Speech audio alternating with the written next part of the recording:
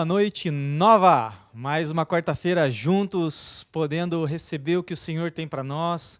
Deus abençoe você aí na sua casa, você que está assistindo esse culto num outro momento também, num momento posterior no YouTube. Deus abençoe muito a sua vida.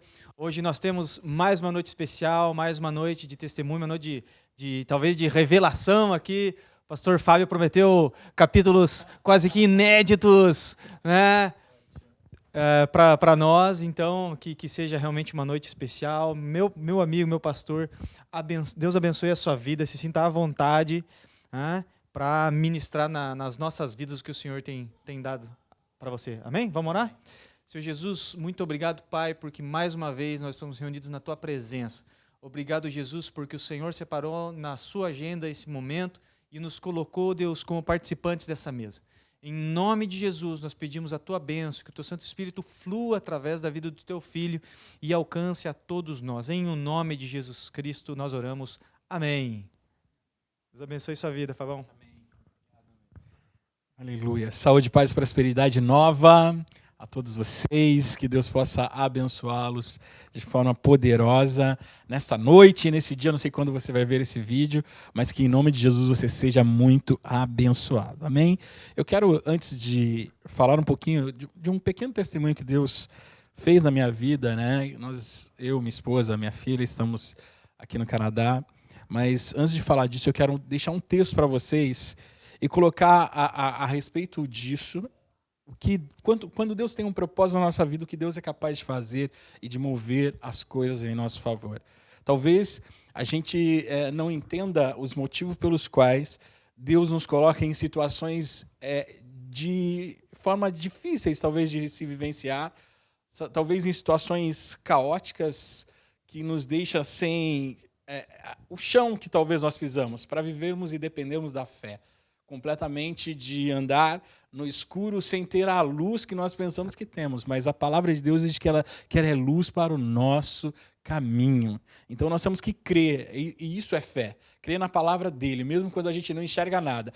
Se estamos baseados na fé em Cristo Jesus, nós temos luz para o nosso caminho. Amém? Então eu quero deixar para vocês Salmo de número 139, e o verso é só o verso de número 16, que diz assim, que os teus olhos viram a minha substância ainda sem forma, e no teu livro os dias foram escritos, sim, todos os dias que me foram ordenados, quando nenhum deles ainda havia. Eu quero falar um pouquinho a respeito de propósito, porque é isso que Deus faz exatamente na minha vida. Quando Deus me chama para ser crente, para crer no nome dele, eu já vinha de um lar que estava sendo inundado pela glória, pela manifestação do poder de Deus. Né? Até outro dia, eu conversando com algumas pessoas, eu falei, quando eu acreditei no Senhor, eu acreditei tão poderosamente que eu não tinha mais dúvida, que era irrefutável. E até hoje, ninguém consegue refutar aquilo que Deus fez na minha vida. E é por isso que eu falo para você, Deus tem um propósito para você, não importa qual é a situação. Talvez você está vivendo um momento mais difícil da sua vida, talvez você esteja na crise, talvez a maior de todas que você já esteve algum dia na sua vida. Mas em todas essas coisas, Deus tem um propósito com você. E é por isso que eu estou aqui, para te falar sobre isso. Primeiro que eu quero começar falando que eu trabalhava em São Paulo, em Paulínia, mais precisamente na refinaria de Paulínia, na companhia Shell.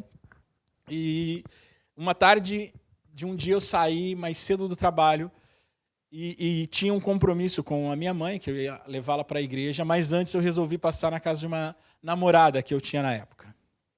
E olha só, eu tinha acabado de comprar um carro razoavelmente novo, e vocês sabem que no Brasil a gente, infelizmente, ainda passa pela insegurança, pelas dificuldades que nós temos de segurança. E o que aconteceu? Eu parei o carro e, alguns segundos depois, 2 bandidos chegaram e apontaram armas para mim e falaram, olha, é um assalto. E eu falei, pode levar tudo. Eu ergui as mãos e falei, leva, não quero nada, né? E achando que ia me livrar deles rapidamente, mas pelo contrário, eles me pegam, me põem no carro e fala, não, você vai conosco. Naquela época, chamava isso de sequestro relâmpago, porque ia até o caixa eletrônico, sacava dinheiro, e eles fizeram exatamente isso comigo. Eu fui para o caixa eletrônico, sacaram o dinheiro, me levaram para um lugar, uma fazenda, me colocaram num buraco, e fiquei por 6 horas com os bandidos, e eles me ameaçando. E a única coisa que eu pensava naquele momento era como eu posso avisar a minha mãe. Minha preocupação era a minha família. Era falar com o Senhor e falava, Senhor, guarda minha mãe, guarda meu pai. Eu tinha essa preocupação. O meu pensamento não era com a minha pessoa, mas sim com aqueles que eu não podia mais vê-los. E às vezes a gente se encontra num momento de crise que as nossas preocupações não são só com a gente, com o nosso bem-estar, mas são com aqueles que estão conosco, no mesmo barco que a gente. Então esse era o meu pensamento. E eu falei, Senhor, eu quero que o Senhor abençoe minha família. Quero que o Senhor guarde eles. Eu não sei se eu vou vê-los, mas eu sei que o Senhor pode estar com tuas mãos sobre eles. E esse foi o momento que eu estava naquele lugar. E durante esse período, um dos bandidos ficou comigo. E o que eu fiz? Ele falou, olha, eu encontrei uma Bíblia no seu carro. Eu falei, eu sei, essa é a minha Bíblia, a Bíblia que eu carrego para a igreja. Eu sou crente. Eu vou para a igreja. Essa Bíblia está escrita, eu citei vários versículos para ele, e ele falou, você sabe que a minha mãe vai na igreja. Eu comecei a pregar para ele no meio de uma grande crise da minha vida. Eu não era pastor, não era nada, eu era apenas músico na igreja, e crente, claro, em Jesus. E como todo crente, você tem que crer que mesmo em meio às adversidades, o Senhor está com você. E eu falei para ele, olha, por que você não volta? Por que você não vai de volta para a igreja? Já que sua mãe ora, já que sua mãe fala de Jesus para você, por que você não foi? Ele fala, olha, eu já fui, mas eu não tenho força. Ele começou a conversar e abriu o coração dele para mim. Em meio a tudo isso, eu continuei pregando para ele. E o que aconteceu no final foi que quando eles chegaram outros bandidos, mais 4 bandidos com eles, eles falaram, olha, o que vocês vão fazer com ele? Um já gritou, mata ele, dá um jeito nele agora. Eu falei, não, vocês não vão fazer isso. E o rapaz me defendeu. Ele falou, não, vamos liberá-lo, vamos deixar ele ir embora. E eu, então, fui para casa, voltei a pé para casa, num caminho completamente diferente. Estou resumindo um pouquinho, para que eu possa contar o que eu tenho no coração para vocês nessa noite, em nome de Jesus, para que vocês sejam abençoados. Então eu volto para casa, eles me liberam, eu retorno para casa, sou encontrado por alguns amigos e fui para a delegacia aquele dia. E aquela semana foi caótica, eu fiquei quase que um mês sem conseguir dirigir.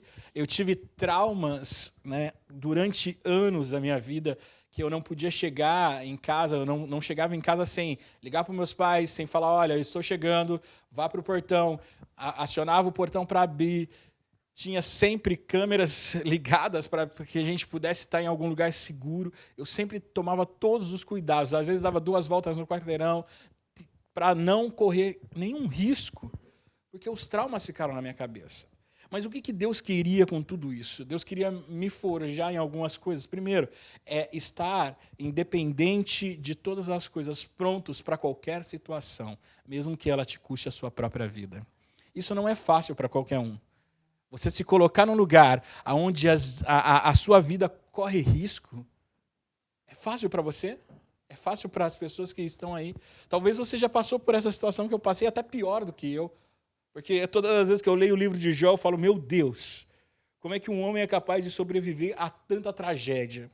Mas se Deus fez com ele, por que Deus não pode fazer conosco? E o que é mais interessante aqui é porque Deus muda a nossa sorte, Deus muda o nosso destino. Deus, através das crises, através da dificuldade, Deus mostra o propósito. E se tem uma coisa que você precisa entender, é que Deus tem propósito com você, independente da situação vivida atualmente. Porque escute uma coisa, tudo é temporal, tudo é temporal. Existe um período de tempo que você vai passar. Seja a dor, seja a alegria, ela é temporal. Então nós precisamos voltar a crer que mesmo diante de uma adversidade, como eu estava falando para vocês que eu passei, foi por um período, foi por um tempo.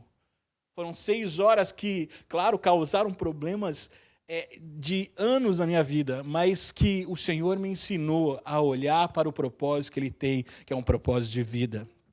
É crer que Ele é Senhor da nossa vida. É continuar crendo que Ele domina a nossa vida por inteiro. E crer nele, entregar a sua vida para Ele. Aí eu fiquei pensando, imagine se eu não tivesse sido crente. Primeiro, o bandido não teria encontrado uma Bíblia no meu carro. E não teria começado uma conversa comigo a respeito daquilo. Eu não teria descoberto que a mãe dele era crente. E não teria tido coragem sequer de falar algum versículo da Bíblia para ele. Então Deus nos coloca em situações que eu não sei o que aconteceu com ele, mas eu sei que aquela noite, aquelas horas que eu pude falar com ele, ele recebeu a palavra de Deus por inteiro. Não faltou nada. E nós não podemos mais fechar os nossos olhos para os propósitos de Deus. Às vezes Deus coloca a gente num determinado lugar, numa empresa, num trabalho, que parece ser o pior de todos. Talvez seja a pior situação que a gente está vivendo. Mas é porque Deus tem propósito naquele lugar. E naquele lugar Deus vai te usar, Deus vai trabalhar com você. Escute, Deus quer usar você, Deus não quer usar os outros, senão Ele não tinha mandado você. Entenda isso. Se você está num lugar, numa determinada situação, é porque Deus quer trabalhar em você e com você. É muito interessante, porque Deus nos molda as situações que nós estamos vivendo. Deus nos faz crescer nas situações que vivemos. Então creia nisso. E esse texto que eu li com vocês é algo que o Senhor colocou no meu coração desde muito tempo atrás, que todos os dias já foram escritos e determinados por Ele. Escute uma coisa, se há uma necessidade na nossa vida é se temos ou não que aceitar os dias que o Senhor escreveu para a gente. Talvez não serão os dias melhores da nossa vida. Talvez não viveremos todos os sonhos e projetos que nós calculamos na nossa mente, porque os nossos sonhos não são nossos. Não são nossos. Nós não podemos viver os nossos sonhos, nós temos que viver os sonhos de Deus. A Bíblia diz que os pensamentos do Senhor são mais altos do que os nossos. Então, o que Ele projetou para a gente é muito, muito, muito superior ao que nós projetamos para nós mesmos. Por isso que nós temos que viver debaixo da Sua palavra. Se Ele falou, vamos continuar crendo. Vamos continuar pisando nesse terreno que parece a gente não enxergar nada do que tem. Mas eu sei que é um terreno fértil, é um terreno sólido, onde nós podemos pôr os nossos pés e será a nossa rocha firme nos dias mais difíceis da nossa vida. Passei anos, e confesso que alguns dias ainda tenho dificuldade em estar em lugares fechados, escuros, em chegar em casa com o carro à noite, porque isso ainda tem um pouquinho de mim lá. E Deus não me deixa esquecer isso, porque isso faz parte da minha vida, do propósito que Ele tem. Porque há pessoas que precisam ser libertas disso, que precisam entender que no meio da tragédia o Senhor age. Se fôssemos ler Jó capítulo 1, você ia encontrar uma tragédia acontecendo na vida de Jó. Perder 10 filhos. Irmãos, eu só por aí já imagino. Outro dia, alguém me perguntou, eu não lembro se foi a pastora que me perguntou a respeito o que você tem aprendido como pai, né? É tão engraçado, porque você vê Deus como pai. E a partir daí você entende o que é ser pai. Eu acabei de ser pai, né? 3 meses da Sofia. E eu entendo assim o que é um amor incondicional. Isso é porque eu não consigo demonstrar para ela tudo o que eu posso demonstrar. E nem consigo dar a ela tudo o como Deus pode dar para a gente. Imagina como Deus olha para a gente. Imagina como Deus fica pensando, olha, eu vou fazer para ele, eu vou fazer para ela. Como Ele fica sonhando em realizar os dias que Ele determinou para a gente. E muitas vezes a gente não se coloca na posição de receber esses dias. É difícil abrir mão. É difícil. É uma das coisas mais difíceis é você trocar aquilo que você mais gosta por aquilo que é uma incerteza que você nunca experimentou na vida. É muito complicado fazer isso. Eu confesso que eu passei por dias assim. Até cantava uma música.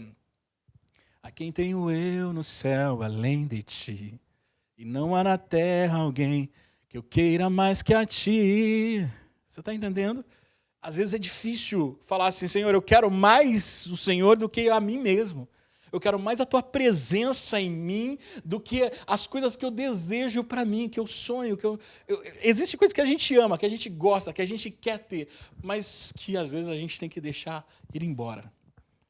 E essa é uma dor complicada. Isso não é fácil, porque isso requer habilidade de desprender das coisas. É habilidade que eu chamo isso. Porque nem sempre a gente é capaz, é habilidoso o suficiente para abrir mão disso. Sabe, no dia que eu estava lá com esse bandido, eu entendi que a minha vida não era tão valiosa quanto a vida das outras pessoas que estavam ao meu redor. E é por isso que eu entendo que falar do evangelho, seja em qualquer situação, é algo tão, sabe, importante, tão poderoso, que muda e salva e cura pessoas. Então a gente precisa entender esse grau que o Senhor está nos levando. Às vezes a gente pensa que não vai passar por algo como Paulo passou, né? Pelos naufrágios da vida. O que é um naufrágio? É a falência de algo que a gente gosta tanto, que a gente vê se perdendo ali e não tem mais como resgatar. Mas a gente tem que crer que é o Senhor que está no controle da nossa vida. Que é Ele. A gente anda por fé.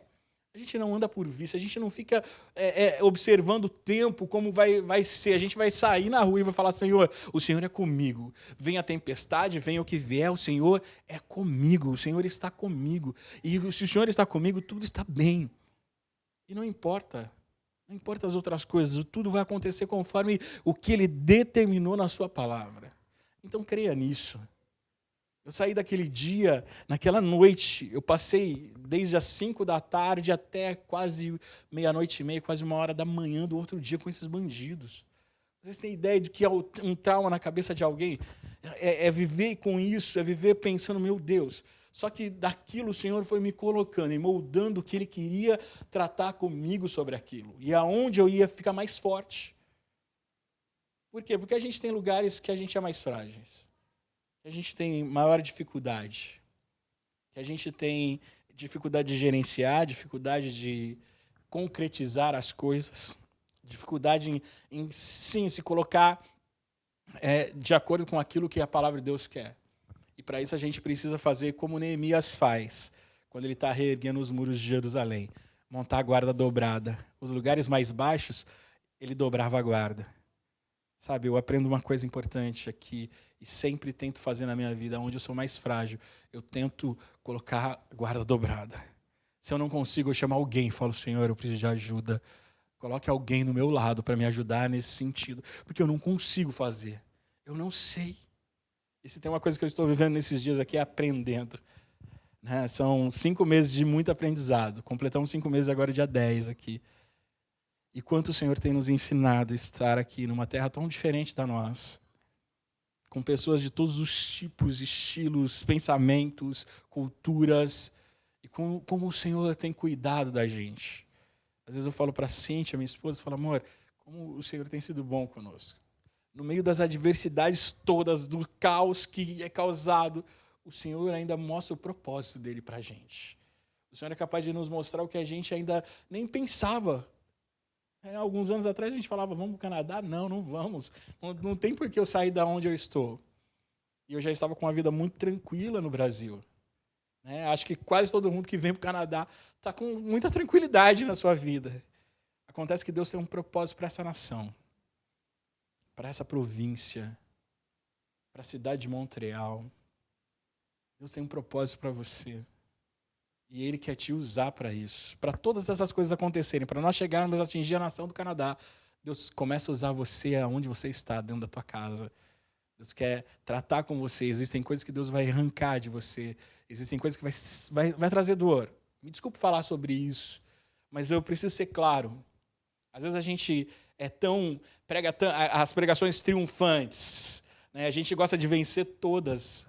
Mas escute, Deus às vezes nos manda derrota em algumas lutas, porque é para a gente aprender como se comportar. É difícil isso, porque isso maltrata a gente. Isso traz marcas. É por isso que Paulo, quando termina sua carreira, ele fala, eu tenho marcas de Cristo no meu corpo. Eu carrego comigo. E essas marcas vai permear a nossa vida, a nossa existência, aonde nós estivermos. Essa história que eu contei sobre a minha vida, esse testemunho de salvação, porque Deus me livrou, embora Deus tenha permitido eu estar com os bandidos, Deus tenha permitido eu viver aquelas horas terríveis, mas em nenhum momento a minha mente se desconectou dele. Em nenhum momento eu perdi a fé de crer que ele é Senhor da minha vida. Em nenhum momento eu deixei de ver o que era mais importante, porque existem coisas que são mais importantes do que a gente mesmo é. Existem coisas que estão além. E quando a gente passar por uma situação difícil, a gente vai se lembrar de quais são as coisas mais importantes que nós temos que carregar. Você está entendendo? São marcas que ele vai deixar em nosso coração, em nossa vida. Então eu quero orar por você nessa noite. Que Deus abençoe você que está assistindo nessa quarta-feira. Que o Senhor possa curar você. Que nenhum trauma alcance, né, o teu coração e a tua mente, mas que o Senhor te liberte. E que o Senhor faça você enxergar o propósito que Ele tem com você. Mesmo que para você pareça impossível. Porque escute, Deus gosta de usar as coisas impossíveis, Deus gosta de usar os improváveis. Deus adora fazer surpresas para os homens, para surpreendê-los. E é isso que Deus faz. Sabe o que me disseram na delegacia? Nós temos 6 casos desse hoje registrados. Temos 5 mortes. Eu era a exceção, eu era um improvável. Você está entendendo? Deus tem propósito conosco. Se eu estou aqui falando para você isso, é porque Deus tem propósito na minha vida e Deus tem propósito na sua vida. Não tenha dúvida disso. Que Deus possa te abençoar, que Deus possa te reerguer, te refazer, te reconstruir se for necessário, mas que você viva todos os propósitos de Deus em nome de Jesus. Pastor Jason, por favor, vamos orar em nome de Jesus. Glórias a Deus. Impactante, hein? Impactante. Não é todo dia que a gente corre risco de vida dessa maneira, mas com certeza, graças a Deus, hoje nós temos você, pastor, conosco. Muito obrigado, Senhor, por ter guardado essa vida e com certeza forja o nosso coração. Nós somos aqui uma pequena nação fora do Brasil, pessoas que foram chamados, né, das nossas tendas, da nossa parentela, para vir aqui e caminhar em fé e acreditar no milagre. E dia após dia nós temos palavras como essa que fazem com que tudo que a gente sonhou no Senhor e tudo que o Senhor nos falou seja cada dia mais verdadeiro. Glória a Deus. Abraça isso para a tua vida, hein, meu irmão? Amém? Se você está aqui no Canadá, os planos de Deus eles vão se cumprir na tua vida. Se você está aí no Brasil, se preparando para vir para cá, está ouvindo a voz do Senhor aí, é contigo que Ele está falando, tá? Não é com o vizinho, não. Aqui tem muita coisa para ser feita. Deus não vai te tirar da tua casa aí simplesmente para te tirar do quentinho, não. É porque tem muita vida para ser salva aqui, em nome de Jesus. Amém? Queria te convidar para que nós possamos orar pelas famílias do culto de hoje também, orar pelos dizimistas, orar pelos ofertantes, tá bom? Nossas 2 famílias, Walter, Valesca, Lívia e Letícia, o Ricardo, Halber, Nete, Manu e Yasmin. Amém? 2 famílias mais que fantásticas, amigos do nosso coração. O reino de Deus é um reino de amigos e essas 2 famílias aqui são prova disso. Amém? Vamos lá, vamos orar? Deus querido, Deus maravilhoso, muito obrigado, Senhor, porque mais uma vez estamos na Tua presença, intercedendo e clamando a bênção sobre filhos que o Senhor colocou junto conosco. Abençoa, Deus, Valtão, Valesca, as menininhas, abençoa também Raul, Bernete, as meninas, em nome de Jesus, derrama toda sorte de bênção na vida deles, abençoa, Pai, toma eles nos seus braços. Faz, Deus, com que eles provem do melhor dessa terra, em o nome de Jesus Cristo. Peço também, Deus, a Tua bênção sobre os dizimistas, ofertantes, aqueles que contribuem, Deus, para o crescimento da Tua obra, expansão no Canadá, no Brasil. Deus, em nome de Jesus, abençoe e abre as janelas do céu sobre a vida dessas pessoas. Deus, que os negócios deles sejam bem-aventurados, que as escolhas que eles tenham na vida profissional deles seja baseada na Tua vontade na vida deles. Em o nome de Jesus Cristo nós oramos. Aleluia. Amém. Amém? Amém. Glória a Deus. Amém. Muito obrigado, pastor. E para você aí, Deus abençoe a sua vida, um bom descanso, uma boa noite em nome de Jesus. Amém? Até mais.